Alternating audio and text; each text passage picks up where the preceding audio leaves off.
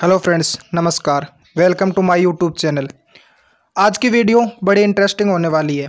आज की वीडियो में हम अध्ययन करेंगे पुष्प की संरचना के बारे में कि पुष्प के कौन कौन से भाग होते हैं, पुष्प के कितने चक्कर होते हैं, इन सब के बारे में अध्ययन करेंगे। चलिए वीडियो को स्टार्ट करते हैं। सबसे पहले हम बात करते हैं कि पुष्प के चक्कर कितने होते हैं। पुष्प के सामान्यतः 2 चक्कर पाए जाते हैं। पहला है सहायक चक्कर। पहला कौन सा है? सहायक चक्कर। और दूसरा कौन सा है? अनिवार्य चक्कर।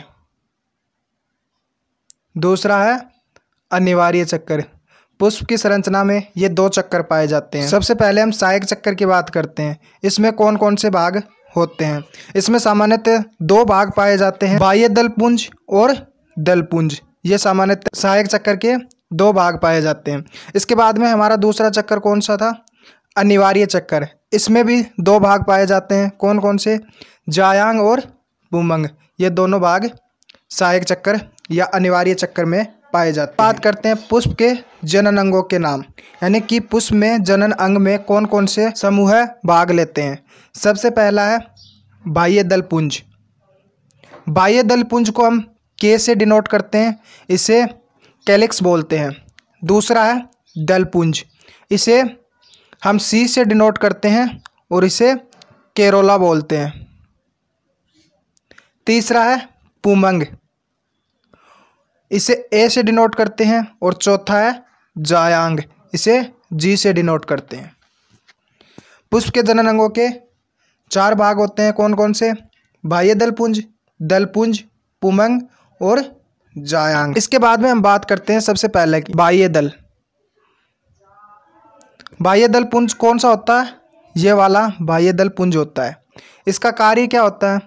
यह पुष्प के सबसे बाहर पाया जाता है। सबको दिखाई दे रहा है कि पुष्प के सबसे बाहरी ओर पाया जाता है। इसकी संरचनात्मक और क्रियात्मक इकाई को क्या कहते हैं? बाह्य दल या सेप्पल कहते हैं। इसकी संरचनात्मक और क्रियात्मक इकाई को बाह्य दल या सेप्पल कहा जाता है। इसके बाद में हम बात करते हैं दूसरे पॉइंट दलपुंज की, जो ये है। इसकी संरचनात्मक और क्रियात्मक इकाई क्या कहलाती है? दल। इसकी किसकी? जो पुष्प की संरचनात्मक और क्रियात्मक इकाई होती है उसे क्या कहते हैं? दल या पेटल। दल या पेटल कहा जाता है।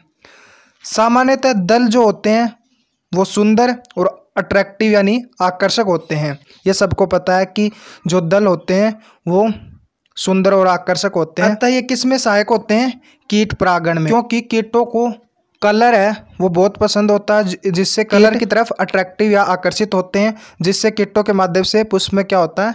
परागण होता है। इसके बाद में हम बात करते हैं दूसरा चक्कर कौन सा था? अनिवार्य चक्कर। अनिवार्य चक्कर के कौन कौन से भाग थे?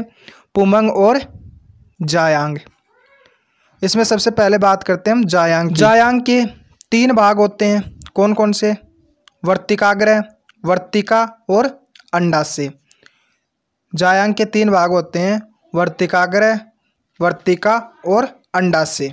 पुष्प के मादा जननांग को जायांग, अंडप या स्त्रीकेसर भी कहते हैं। यानी जो मादा जननांग होता है पुष्प का, इसे जायांग भी बोलते हैं, अंडप भी बोलते हैं और स्त्रीकेसर भी कहते हैं। और इसमें क्या होता है? अंडप का निर्माण होता है। यानी जो जायांग होता है इसमें क्या होता है? अंडप का निर्माण होता है। और प्रत्येक अंडप या स्त्रीकेसर के 3 भाग होते हैं। कौन कौन से? वर्तिकाग्र, वर्तिका और अंडाशय। ये 3 भाग होते हैं। सबसे पहले भाग कौन सा है? वर्तिकाग्र।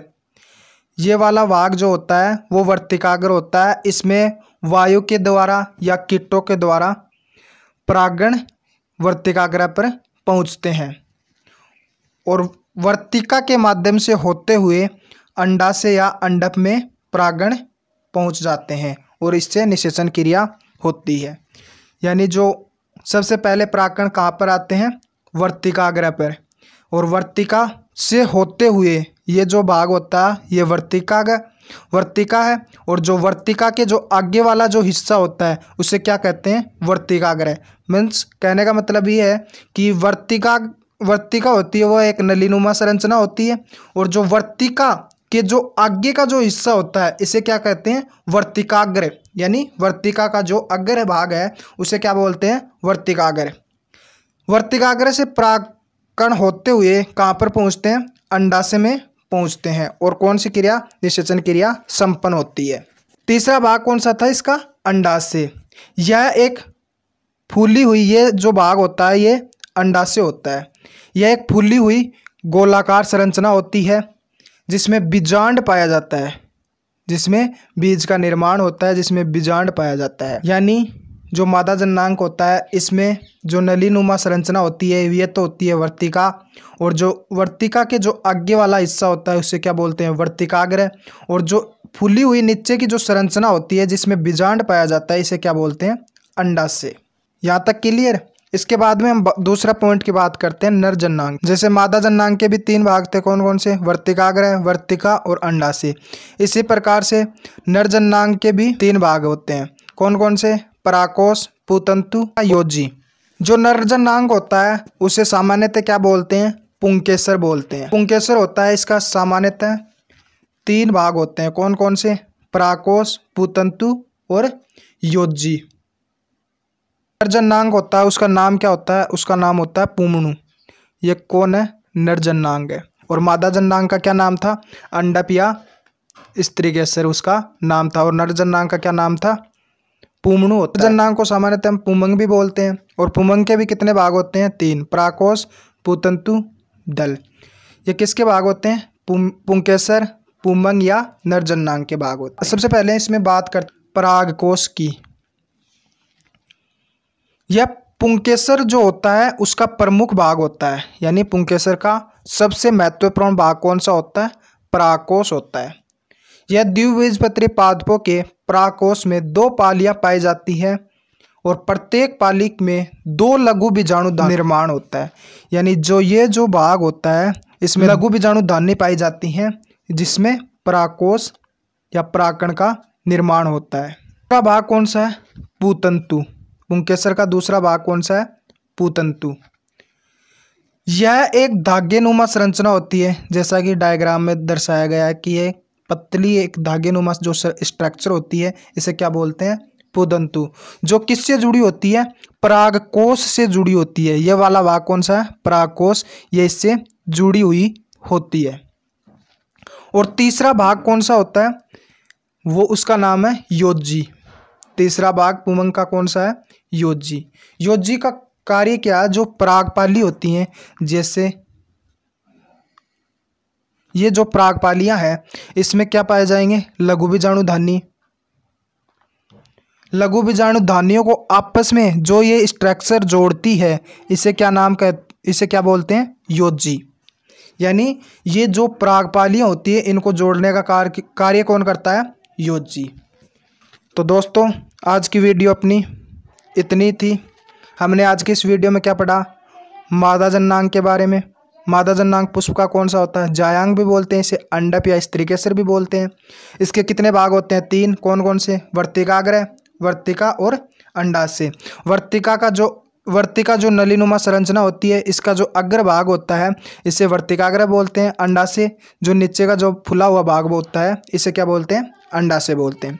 दूसरा पॉइंट हमने पढ़ा था नर जननांग के बारे में। नर जननांग को पुमंग कहते हैं, और पुमंग का मुख्य भाग कौन सा होता है, पुंकेसर। पुंकेसर के कितने भाग होते हैं, पुंकेसर के भी 3 भाग होते हैं, कौन कौन से, पहला परागकोश, दूसरा पुतंतु और तीसरा है योजी। परागकोश का कार्य इसमें द्विबीजपत्री जो पादप होते हैं इसमें लघु बीजाणी धानियों का निर्माण होता है, और जो पुतंतु है वो परागकोश को जोड़ने का कार्य करती है। जो योजी होती है वो परागपालियों को आपस में जोड़ने का कार्य करती है। तो दोस्तों आपको आज का ये वीडियो ज़रूर पसंद आया होगा।